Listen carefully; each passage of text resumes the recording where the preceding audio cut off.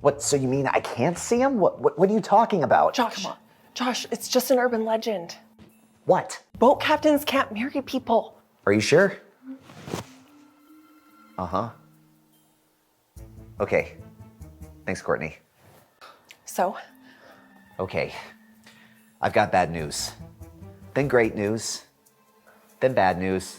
Then good news again. Just tell me. You're right.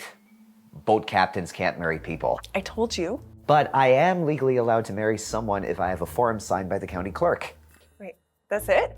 Hey, it's Weddingsville. Okay, so let's get down to the clerk's office and get the form. Well, the county clerk is off today and he's off for a week starting tomorrow. So he can't approve you to perform the wedding? Not necessarily.